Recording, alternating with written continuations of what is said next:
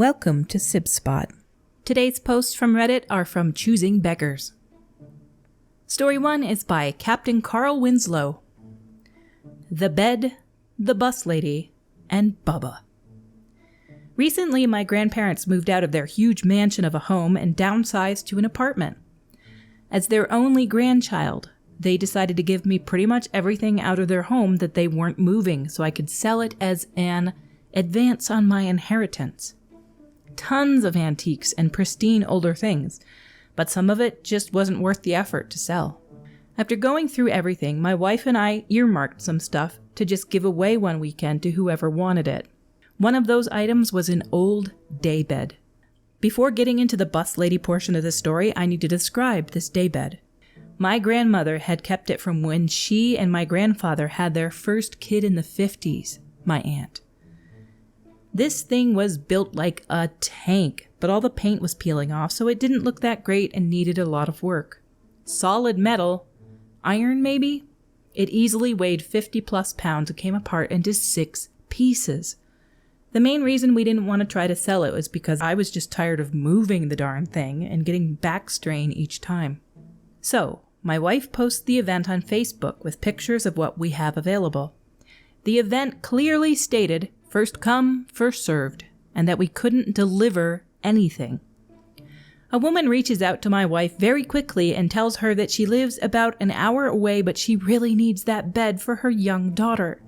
She pleads and begs for us to hold on to the bed until that afternoon when she can come by to grab it. Not seeing any red flags, my wife tells me to hide the bed in our backyard and tells the woman she can come by and pick it up later that day. The time when the woman said she would be by rolls around and nothing. My wife messages and she gets a quick response saying that traffic is bad. Fair, our city is designed like a first city of Sim City game and traffic sucks. Another hour, again traffic. Fine, but it's almost supper time, so we're hoping she comes by quickly, and about 20 minutes later we hear a knock. Weird, we think, because the dogs didn't hear any vehicle pull up on our gravel driveway. At the door is a young, unkempt woman who says that she's there for the bed. We lead her around back and show her the bed, and she's delighted before asking, "Can you drive me in the bed home?" I stammer out that we can't deliver because we only have a small hatchback and the post said that we couldn't deliver. She responds with, "Well, I took a bus to get here and I can't lift it, so you'll need to deliver." She and I go back and forth a bit, but she clearly will not leave until she gets in my car with the bed and we go to her home. I'm 6'4", 300 pounds, and this woman is maybe 100 pounds and 5'5", but she won't back down. She starts giving off this aura of a crackhead Karen the more and more we try to get her to leave. My wife is getting worried for our family safety as she gets more and more irate, but then our savior appeared. Bubba, our 120-pound Mastiff Bulldog cross, must have heard the shouting and come running to the window, unleashing a massive bark and a growl that must have terrified this woman. She quickly shut up, flipped me off, and stormed off our property. My wife quickly blocked her on Facebook, and Bubba got to have a pancake. I'm going to sum up most of the comments below because it was cute. "Good boy, Bubba. Way to go, Bubba. Good protecting, Bubba." Most people are just like all about the dog. Our next post is missing the title. I'm going to have to insert it afterwards. It'll still be above the post once I get to it. This is written, though, by somebody named God First with little prayer and heart emojis. "Hey, I've been looking at your page for a while, and I was wondering if you can make my mom a free set. I'm sorry to have to ask. I make vids to try to make money, so I can't get her a birthday gift." There's a little heart with a little bow wrapped around it. "I love your business, so please, if not, I totally understand. Please message me back soon. I love you, and I also make Christian content because I love Jesus and God. Please, miss, I'll do anything, and my Instagram is," and it's blurred out, "just in case you have any questions and wanted to see what she would like for her big birthday, because we can't afford to take her to a nail tech. I just want to do something special for her. Please, miss, I'll do anything. I'll post to poach the nails. I'll make good reviews, good comments. Please, miss, please. I just really want to make my mom smile on her big day. Her birthday is June 28th. She really loves these nails, and she posts these. I guess they're kind of Halloween themed one because they got like spider webs on them and stuff, but they're pink. So you would expect Halloween nails to kind of be orange, but maybe it's just a female flair. It would mean the world to me if you made these for her. I just want to see a smile on her face. I'm broke and she's broke. We're barely making it right now, and I just want to see my mommy smile. I love her so much, and she tries her best for me, and I just want to get her something for her birthday. Most of the comments say exactly what I'm thinking here. If you contact me running a business and I make your mother a free gift, I'm buying the gift, not you. The absurdity and entitlement of some people is absolutely bonkers. I've never really had my nails done like that way before. My nails, when they get long, get in the way anyway. I spend a lot of time using keyboards, so I can't have nails that are super long. And those kinds, I wouldn't even be able to type. Plus, I have contact lenses, and trying to get your contacts in and out of your eyes, it's horrible. You're going to poke yourself. You're going to stab yourself in the eyeball. But I looked up these nails online because I was curious what the cost is, and I guess it's anywhere between like $20 for some low-end ones, and it can be upwards of like $200 if they're super, super detailed.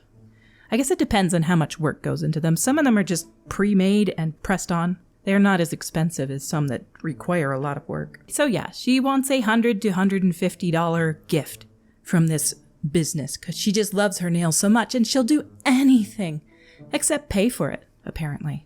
Here's a couple of the comments from below. Millie Sparklepants says, "Please, miss, I'll do anything except pay for it, evidently." Pink Pineapples 007 says, "The repeated 'please, miss' got me for some reason. Who gave a poor orphan Victorian child a time machine and a social media account?" And that, of course, led to the epic reply by Long Jumping Train 1029. "Please, ma'am, may I have some nails?" It's one thing if it's food that you're begging for, but nails? Good Lord.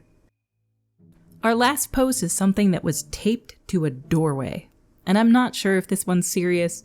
Some parts of it sound extreme. Some of it sounds completely reasonable, but badly worded. This one is by Superdope3. Sounds like a fun holiday. "We are glad you're here. Below are a few rules to help you and others enjoy the wonderful environment. 1. If there's a problem with your campsite, you must tell us about it immediately. Please do not wait until you get home and let us know via a review on a third-party site. By then, it's too late for us to help you with your situation. If you tell us right away, we can address it. If you wait until you get home and we find out via a third party about the issue, you will not be welcomed back. 2.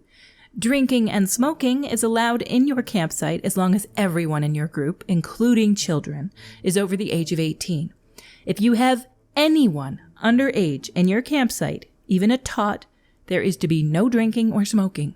Yes, even if the minor is not doing the drinking or smoking. If this rule is broken, you will be sent off and will not be welcomed back. 3. See that little dial with numbers on your car dashboard? This is a wonderful little device called a speedometer, and it tells you how fast you're going. Please be mindful to make sure the little arm does not go past 10 kilometers per hour at any time in the loop or 15 kilometers per hour on the camp road. Any violation will result in a $50 fine for the first offense. Further offenses, and you will be asked to leave and will not be welcomed back. 4.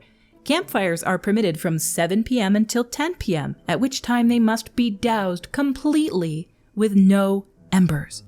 They may not be taller than 45 centimeters. This means 45 centimeters, not 46. Firewood must be purchased from the host stand at $10 a bundle. No other firewood is permitted. It has critters in it. If you violate this policy, you will lose your campsite rights for the remainder of your stay. Number 5. There is no noise of any kind permitted after 10 p.m. This means radios, talking, generators, ECT instead of ETC. Quiet whispering is allowed and encouraged. Radios with earbuds are permitted with permission of the camp host after this time. If you violate this policy, you will be sent off at first light and will not be welcomed back. 6. There is to be no charging devices of any kind on the premises. This includes using a charger bank to charge. If you violate this policy, your device and your charger will be confiscated until you leave. 7. Checkout time is at 11 a.m. sharp. Yes, they said shart instead of sharp. Not 11:01, 11 a.m. If you are past this time, there is a $5 per minute charge. Can you imagine? You're like 20 minutes late and you got to pay $100. Again, we welcome you and look forward to your stay. If you have any questions, please feel free to come to the front office anytime between 8 a.m. and 6 p.m. and we will help you out. After hours emergencies only, you can reach us at, and they cut off part of the phone number because you know people would call this number and harass them, given the chance. Some of these things sound awful, but a lot of them are actually completely reasonable. If you want a somewhat quiet campsite, you can hang out by the fire and then it's sleep time. That's not unreasonable. And there's some people at campsites that just blast music and are so loud all night. A lot of people also see camping as a chance to be noisy, to be kind of crazy and out there. And you're out in the wild, you kind of feel like Davy Crockett. You know, I like camping. I haven't actually been in a long time. I keep saying I'm going to go. I need to go. It would be amazing. But this rule about no chargers and you can't use earbuds unless you get permission first. I just wonder where this place is that these campsite rules apply. But the no speeding thing is good. But they were also super condescending when they said, see that little dial with the numbers on your car dashboard? That's a speedometer. Like, what do you gain from being this condescending? Nothing, that's for sure. Our stories for today have come to a close. Until we meet again, have a fantastic day.